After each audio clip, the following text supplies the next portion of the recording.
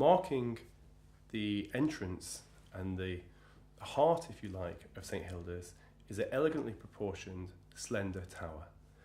As you can probably imagine, when you're building something which might peak its head above the parapet within Oxford, this has to be very carefully considered. And it's been something we've evolved with Historic England, with the planners, over the last 18 months with part of the planning process. And actually it's something that all those involved in the project are really bought into this idea now of it having this marker.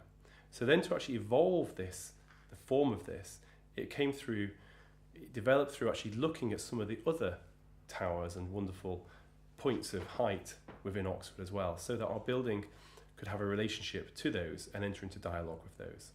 So our proposed tower is a proportion which is very similar to some of those other towers, yet it is something which is very uniquely part of St Hilda's and unique to St Hilda's as well. It's something we imagine that when you might be coming over Magdalen Bridge potentially, or on Botanical Gardens, on Cowley Place, you might just catch a small glimpse of this piece and you'd be able to say, well, that's the St Hilda's Tower. I think how a tower, what's really important when you're building with something with a little bit more height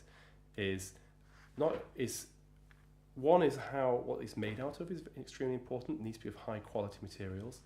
It needs to also think about how this is viewed from different angles and how it might change slightly as you move around the site. So we've been thinking very carefully about how the proportions of our building are sort of elegant from all viewpoints, from both Cowley Place and also the Botanical Gardens and Christchurch Meadows.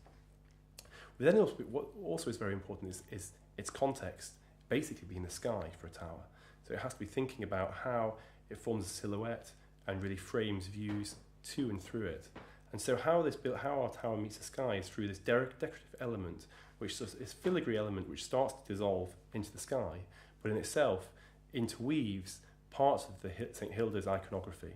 In itself, it feels almost as well like a piece of vegetation which is sort of frozen, and in that way referencing back to the origins of St Hilda's and as the original buildings of Cowley Hall being that of Professor Sibthorpe's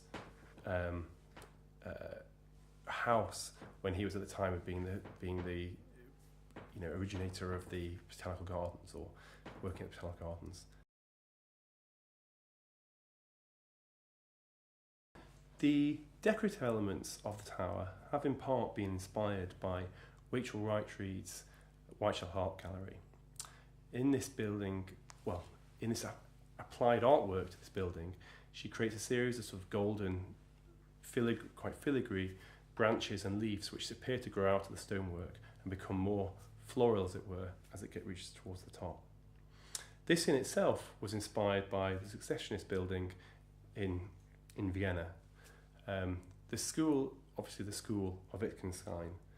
And it seems sort of relevant and valid to be thinking about that, not directly copying that or mimicking that, but as a way of that to be part of the field of inspiration for our tower design, given the progressive nature of St Hilda's College, both in its history and its foundations and today as well. It was very important to us that, and I think to the college community, that the tower shouldn't just be a marker, a sort of hollow gesture, if you like, but it also has imbued one with the meaning, as we've talked about, the decoration we've just talked about, but also in terms of use as well.